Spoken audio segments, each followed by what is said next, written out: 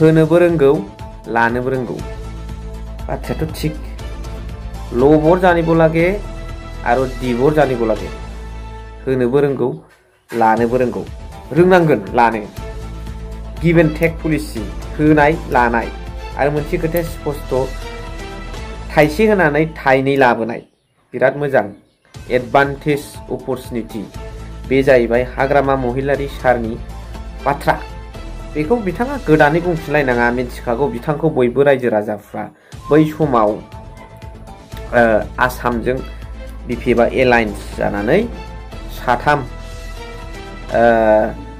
Madam Pramela रानी ब्रह्म बिथांजो सार चन्दन ब्रह्म सार रिहन दैमारी बिथांमोना cabinet minister मोनदों सुबिदा लानानै बेफोरबायदि बेहा रेकर्ड दंखायो बेखौ बुंफिनलायना रायजो राजाफ्रा साख्रि दं बेनि थाखाय नाथाय प्रमद बर'निखौ नायदो बहाबा लानायखौथ' बाद होदो मन्त्रि मुलानि खोथाखौ गावनि थाखानाय बुस्थुफोरखौसो ब्लां ब्लां हरबाय थायो मोनफानि उनाव मोनफा पावारा गोमासिनो जायनि जाहोनाव हाग्रामा महिलारी बिथां सार सासनाव फैनाय लोगो लोगो बिटिसिआव सरकाराव फैनाय लोगो लोगोनो लगे लगे डिपार्टमेन्टआ फैफिनबाय आसाम गभर्नमेन्ट लानाय फोरमाना स्ट्रं लिडारा सोर हु इज द स्ट्रंगेस्ट रायजो राजाफ्रा बेनि एन्सारखौ लिरना होदो दा बेनिनो सोमोन्दै दिनैनि भिडिअनि गेजेरजों लामसामै सुंद'यैब्लाबो नोंथांमोनजों सावरायगोन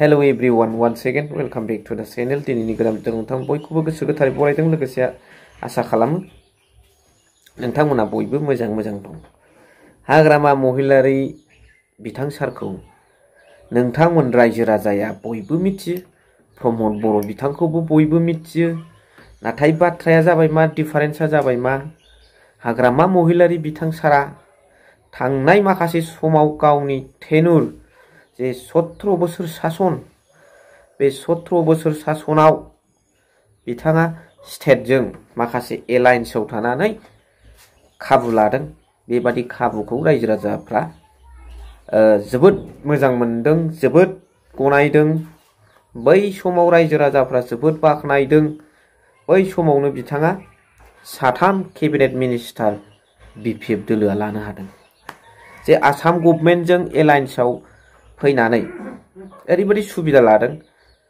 चन्दन ब्रह्म बिथां सार रिहन दैमारी बिथां सार प्रमेला रानी ब्रह्म मेडाम बिथांजो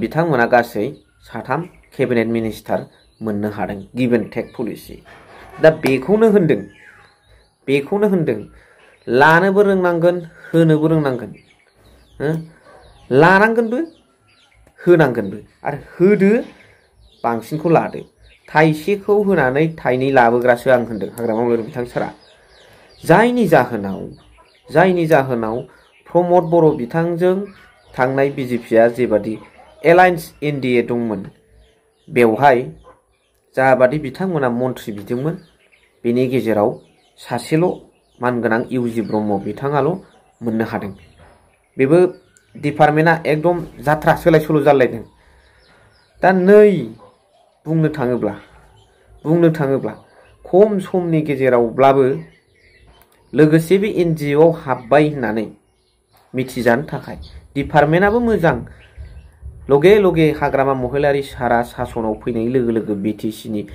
चिफ जानाय लोगो लोगोनो चरण बर' बिथां सारा मन्त्रि मोनबाय डिपार्टमेन्टआबो मोजां दा बेफोरबादि जानांगौ हेफाजाब होनाय हेफाजाबनि सोलायै लानानै बे पावारखौ बे गासिबो खामानि पेकेजफोरखौ पाब्लिकफोरनि मोजाङाव फर द बेटारमेन्ट अफ द पिपोल बेनि थाखाय जोङो बाहायनानै होनो थाखाय थियारि जानांगोन बा जादों नाथाय प्रमद बर' बिथाङा मा खालामदों थांनाय गोलाव सम 5 बोसोराव बिजेपिजों एनडिए एलायन्सआव थासेयावबो बिथाङा बाहा होनो बहा लानायखौथ' बाद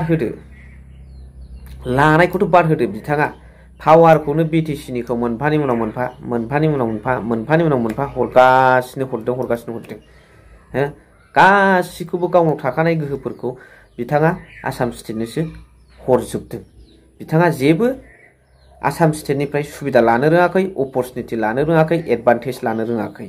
जेबो रायजोफोरनो लानो रोङाखै। थाखानाय गोहोखौसो बिथाङा मोनफानि उनाव मोनफा खोमागासिनो खोमादों, मोनफानि उनाव मोनफा खोमागासिनो खोमादों। दा लिडारा बेफोरबादि जानो नाङा। जायनि थाखाय हाग्रामा महिलारि बिथां सारा नैबे बिटिसि बिसायख'थियाव देरहानानै 2025आव सरकाराव फैनाय लोगो लोगोनो 16टा डिपार्टमेन्टखौ आसाम गभर्नमेन्टआ बिटिसिनो हरफिननांगौ गोनां जाबाय।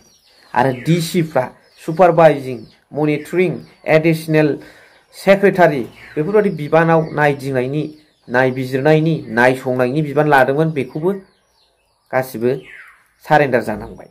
गाव खुंथाय गोहो नालाय बिटिसिआ गावनि आखायाव फैबाय। बिपिएफ दोलोआ सरकार दाबाय नालाय बिपिएफ दोलोनि आखायाव फैबाय। बेफोरबादिसो जानांगौ लिडारा, बेफोरबादिसो जानांगौ। आगान होनाय लोगो लोगोनो पावारा ग्रोब फैनाय आरो गिभ एन्ड टेक पलिसि लानो हानाय। मा प्रमद बर' बिथाङालाय मा मोनफानि उनाव मोनफा गावनिल' नायो, रायजोफोरखौ खुगाजोंनो फोलोमो, खुगा रायलायनायजोंनो फोलोमो। मा अर्थनैतिक बेबस्थाया मा जादों बेफोरखौ खेल लाया। आरो बेनिफ्राय गावनि बोलो थाखानाय गावनि सम्पथिखौसो मालायनो हरो। दा बेखायनो फारागथिखौ मिथिबाय। नोंथांमोननि थाखाय सोर बेस्ट लिडारा बेखौ आं खेबसे सोंबावबाय। ओरैनोबाबो मिथिखागौ, होमबाबो कमेन्ट्सआव लिरना हरदो। हाग्रामा महिलारि बिथां सार ना प्रमद बर' बिथां सार? कमेन्ट्सआव जोर लिरना हर। स' थेंक इउ भेरि माच फर वाचिं। लाभ इउ।